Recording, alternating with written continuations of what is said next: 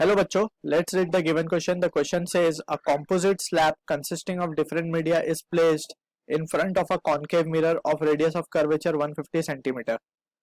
The whole arrangement is placed in water.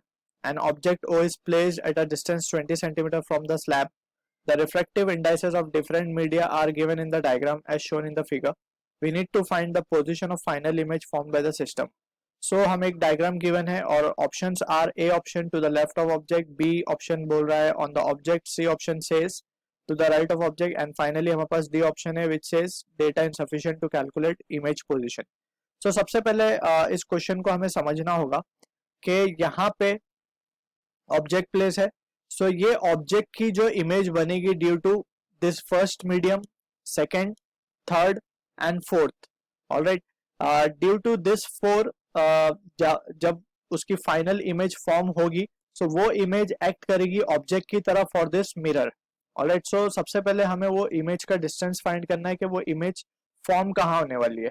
Alright, so we can से हमें पता है कि जो डी एपरेंट होता है दैट इज एपरेंट डेप्थ और we can say apparent shift. So we can say उसका formula we can write for this first from here we can say यहाँ पे इसका फॉर्मूला होगा thickness that is 20 centimetre.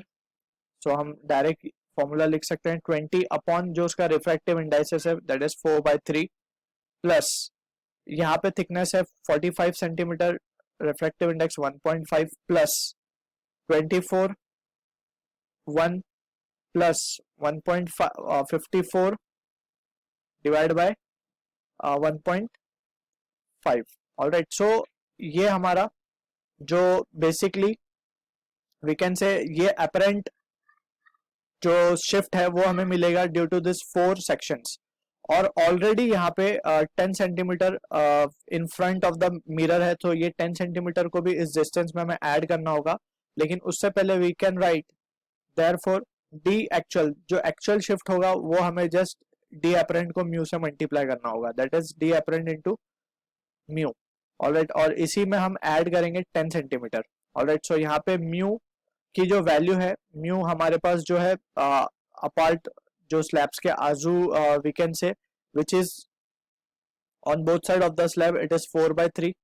So 4/3 into the apparent हमें मिला है. Actually इसको solve करेंगे so this value comes out to be 105 plus 10. So ये वैल्यू हमें मिलती है एक्चुअल 150 सेंटीमीटर.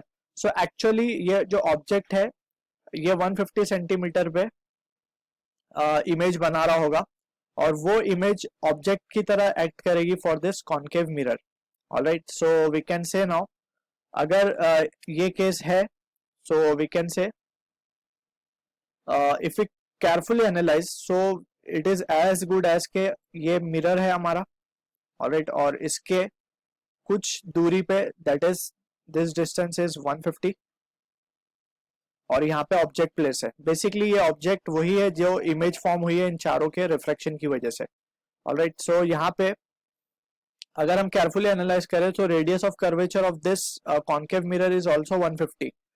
तो बेसिकली वी कैन से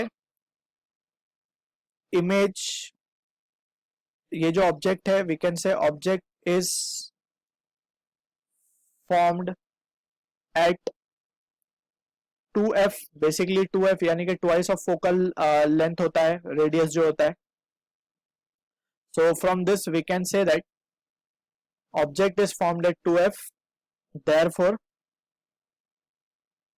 वी कैन से जब कभी भी ऑब्जेक्ट 2f पे या फोकल लेंथ पे फॉर्म हो so we can say image भी वहीं फॉर्म होती है. Image is also formed at 2f. Alright, so basically जहां ऑब्जेक्ट है वहीं इमेज भी फॉर्म हुई है. सो फ्रॉम दिस डिस्कशन हम बोल सकते हैं कि ऑप्शन बी हमारा करेक्ट आंसर है इस क्वेश्चन का. I hope you understood it well. All the best.